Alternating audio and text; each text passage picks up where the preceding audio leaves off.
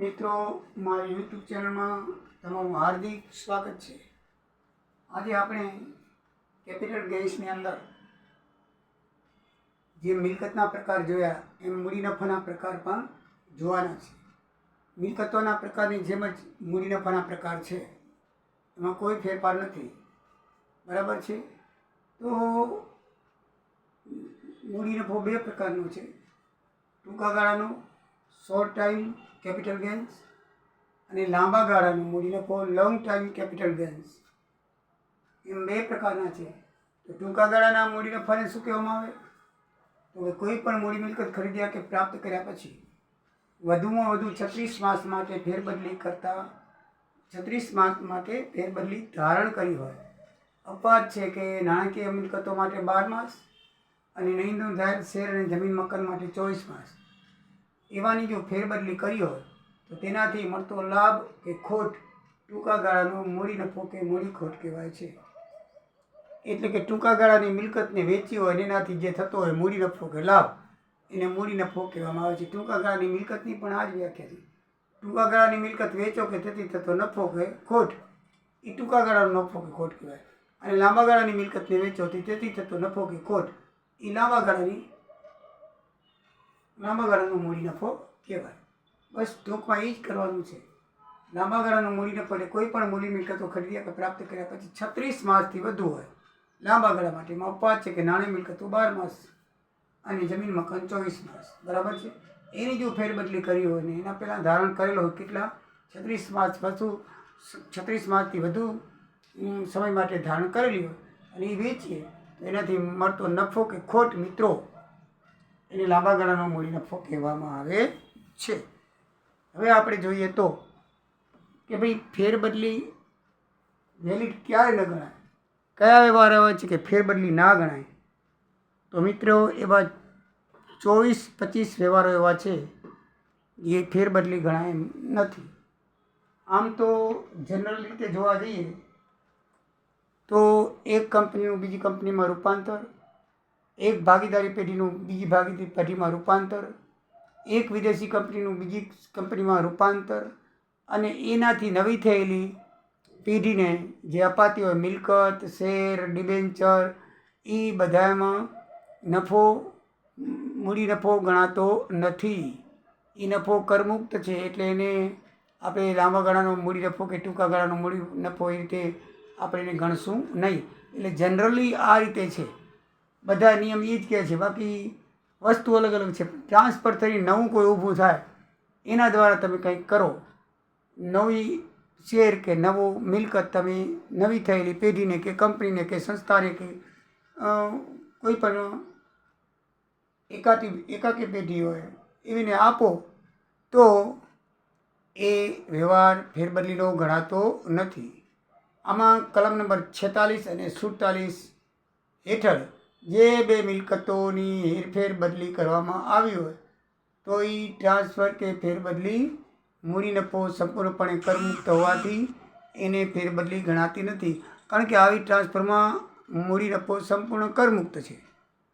મૂડી નફો થાય પણ કરમુક્ત હોવાથી એને ટ્રાન્સફર તરીકે ગણવામાં આવતો નથી. એને મિત્રો એટલા માટે જ એ વ્યવહારને ફેરબદલી ગણાશે નહીં. એટલે દાખલામાં આવા વ્યવહારો આવે તો આપણે ફેરબદલી નહીં ગણવાની અને એ રીતે આપણે એનું જે દાખલા પ્રમાણે કીધું એ પ્રમાણેની રીત કરવાની. દાખલા આપણે કરશું ત્યારે આપણને ખ્યાલ આવશે. તો મિત્રો આવા 24-25 પ્રકારના ટ્રાન્સફરો તમારી પાઠ્યપુસ્તકમાં આપેલું છે 109-10ના પાના ઉપર. તો એને સંપૂર્ણપણે આપણે જોઈએ તો ટૂંકમાં હું તમને કહું તો કંપની જો ફડચામાં જાય તો એની મૂડી અને મિલકત શેર હોલ્ડરને આપણે વેચીએ તો એનાથી જે શેર હોલ્ડરના નામે મિલકત ગણાય કે શેર જાય તે મૂડી કે શેર એ ટ્રાન્સફર એ ફેરબદલી ગણાતા નથી. એ રીતે હિન્દુ અવિભક્ત કુટુંબ, બરાબર છે, HIF Hindu individual family, HIF એ સંપૂર્ણપણે છૂટા થાય કે અંશતઃ છૂટા થાય તો એ પણ ફેરબદલી ગણાતી નથી, કારણ કે એક વખત તો એ નોંધાયેલું જ હોય છે. પછી એ ફેરબદલી કરવાથી, કારણ કે હિન્દુ અવિભક્ત કુટુંબના દરેક સભ્યો એના સભ્ય જ હોય છે, પછી અલગ રીતે એની ટ્રાન્સફર થાય તો પણ એ ફેરબદલી ગણાતી નથી. બાજુમાં કોલમ નંબર લખેલા છે કે કઈ કલમ છે, 46 છે કે 47, એના પેટા કોલમ 1, 2, 3, 4 રીતે લખેલું છે. બક્ષિસ તરીકે વસિયતનામાને આધારે રદ નહીં કરી શકાય એવા ટ્રસ્ટ હેઠળ ફેરબદલી, એટલે કે બક્ષિસ તરીકે કેન્દ્ર સરકારે સૂચવેલી ધારા ધોરણ મુજબ એમ્પ્લોયી સ્ટોક ઓપન પ્લાન હેઠળ કંપનીએ શેર કે ડિબેન્ચર બક્ષિસ તરીકે રદ ન થઈ શકે એવા ટ્રસ્ટ હેઠળ કરેલી ફેરબદલી લાગુ નહીં પડે. એટલે કે બક્ષિસ તરીકે આપેલા શેર કે ડિબેન્ચર્સને આપણે ફેરબદલી ગણવાનું નથી. શાસક કંપની પોતાની સંપૂર્ણ માલિકીની કંપનીને કરેલી ટ્રાન્સફર મિલકતો, હવે શાસક કંપની હોય એની અંડરમાં બીજી કંપની હોય અને એને કોઈ ટ્રાન્સફર કરે મિલકતો છે, જમીન છે કે કોઈ પણ બીજી વસ્તુ, તો એ ફેરબદલી ગણાતી નથી, કારણ કે એની જ કહેવાય. એવી રીતે ઉલટું ગૌણ કંપની પોતાની સંપૂર્ણ કંપનીને શાસક કંપનીને ફેરબદલી કરી આપે, બરાબર છે. એની હેઠળની કંપની કોઈ મિલકત એને ટ્રાન્સફર કરી આપે શાસક કંપનીને, તો પણ એ ફેરબદલી ગણાતી નથી. એવી રીતે સંયોજન હેઠળ કોઈ પણ કંપની બીજી કંપની ટ્રાન્સફર કરેલી મિલકતો એ પણ ટ્રાન્સફર ગણાતી નથી. એવી રીતે એક વિદેશી કંપની બીજી વિદેશી કંપનીની હેઠળ ભારતીય કંપનીના શેરોની ફેરબદલી કરે તો એ પણ ટ્રાન્સફર કરાતી નથી. એવી રીતે બેન્કિંગ સંસ્થા બીજી બેન્કિંગ સંસ્થાના સંયોજન યોજના હેઠળ થતી ફેરબદલીથી થતો મૂડી નફો એ પણ ફેરબદલી ગણાતો નથી. પુનઃવ્યવસ્થા હેઠળ કન્વર્ટેબલ બેંક અને ટ્રાન્સફર કરેલી મૂડી મિલકતો પણ મૂડી હેઠળ ગણાતી નથી. મિત્રો, આ બધું એવું છે કે એકબીજાને ટ્રાન્સફર કરેલું હોય અને નવું ઊભું કરેલું હોય તો એ એકબીજાને ટ્રાન્સફર કરતો એકે પણ ટ્રાન્સફર ગણાતી નથી.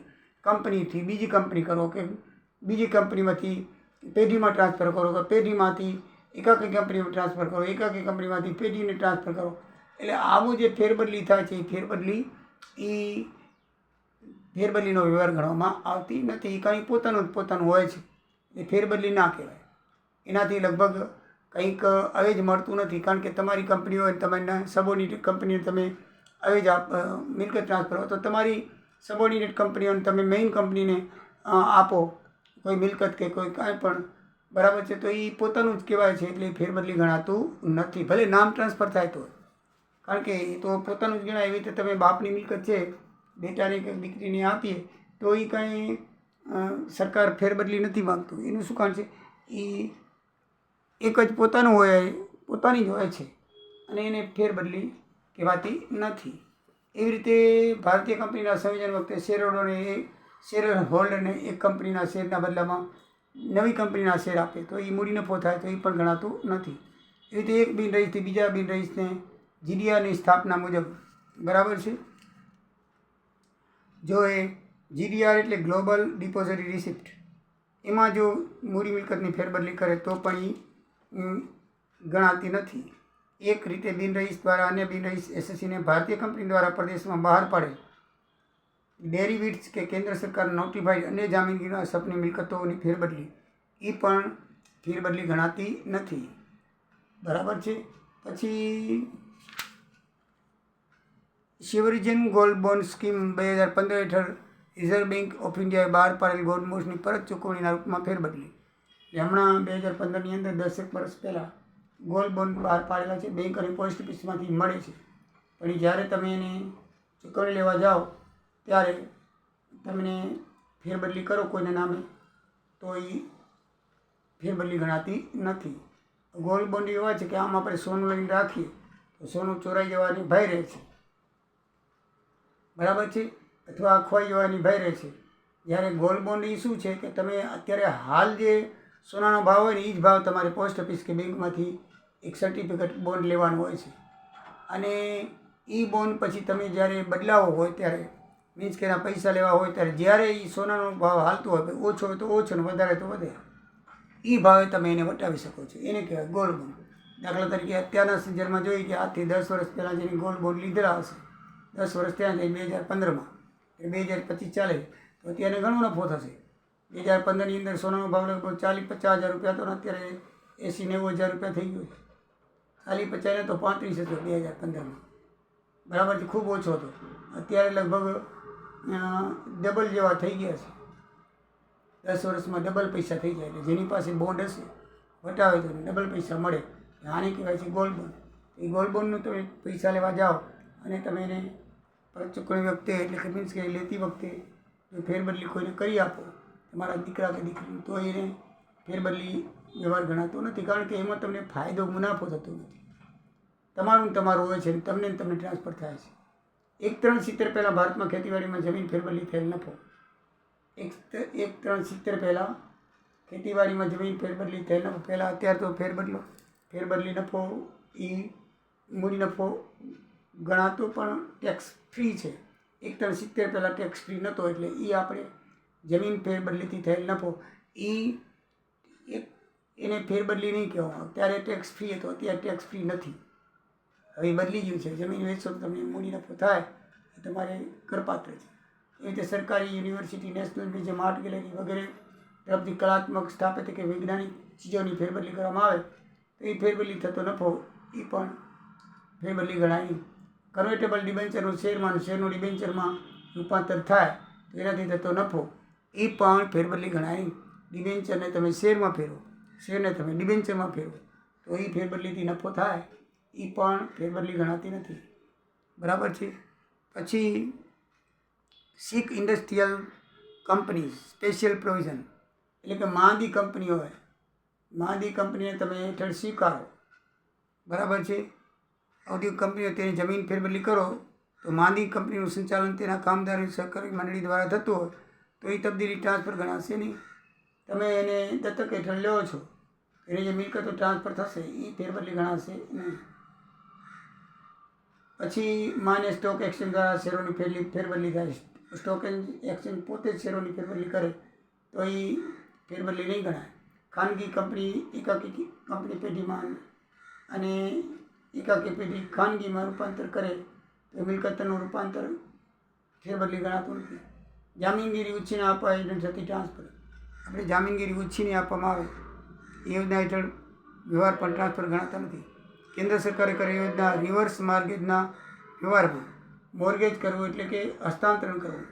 આપણે ક્યારે પણ મોટી કંપની કે મોટો કોન્ટ્રાક્ટ કરવો હોય ત્યારે સરકારી જામીનગીરી રાખવી પડે. એ સરકારી જામીનગીરી શેમાં રાખે છે? એ સર્ટિફિકેટો દ્વારા પોસ્ટ ઓફિસમાં કે બેંકમાંથી તમને મળે. એ સર્ટિફિકેટો તમારે સરકારની તરફેણમાં કરી દેવા જોઈએ. એને મોર્ગેજ કર્યું કહેવાય. મોર્ગેજ કરવું એટલે ન્યા તરફેણમાં કરવું. એવી જે જામીનગીરી હોય અને એ પછી તમે જ્યારે ફેરબદલી કરો તો એનાથી થતો નફો છે એ આ ફેરબદલીના હેઠળ ગણાતો નથી. કારણ કે એ પછી કરાર પૂરો થયેલ કે ઉદ્દેશ પૂરો થયેલ એ પાછા સર્ટિફિકેટો તમને પાછા મળે છે. તમને મળવાના છે. ફેરબદલી થાય પણ પછી ફેરબદલી પછી કામ પૂરું થાય. ફેરબદલી એટલા માટે કરવી પડે છે જો કોન્ટ્રાક્ટર છે પૈસા ભરવામાં મુશ્કેલી કરતો હોય અથવા પૈસા લઈને પછી ના આપતો હોય, કરાર પૂરો ન કરતો હોય તો એ છે એ જપ્ત કરવામાં આવે છે. પછી પૂરેપૂરું કામ કરે તો એને પરત કરી દેવામાં આવે છે. એટલે એવી જામીનગીરીઓ છે ફેરબદલી પાત્ર ગણાતી નથી. એવી રીતે મ્યુચ્યુઅલ ફંડનું કોન્સોલિડેટ યોજના હેઠળ કોન્સોલિડેટમાંથી મ્યુચ્યુઅલ ફંડની તમે લેતી દેતી કરો તો પણ મ્યુચ્યુઅલ ફંડને યુનિટ હોલ્ડરને યુનિટ આપે ને યુનિટ હોલ્ડર પાછા મ્યુચ્યુઅલ ફંડને આપે તો એ જે કોન્સોલિડેટ યોજના છે એ યોજના હેઠળ તમે ટ્રાન્સફર કરો તો એવા વ્યવહારો ફેરબદલી ગણાતા નથી. મિત્રો, આટલા બધા વ્યવહારો છે એ ફેરબદલી ગણાતા નથી. આમ જનરલી તમે જોયું કે એકનું બીજામાં મર્જર થાય તો એ મર્જર થયેલી કંપની નવી થાય અને એ એકબીજાને ટ્રાન્સફર કરે તો એ વ્યવહારો ટ્રાન્સફર લાયક ગણાતા નથી. કલમ નંબર 46 અને 47 મુજબ. બસ આટલું તમારે યાદ રાખવાનું છે. તો આટલું તમને યાદ રહી ગયું હશે. તો મિત્રો, હવેથી મિલકતની પડતર કિંમત સમજાવીને દાખલા શરૂ કરવામાં આવશે. તો એ આપણે નેક્સ્ટ વિડીયોમાં જોઈશું. તો આવજો. જય સિયારામ, જય દ્વારિકાધીશ.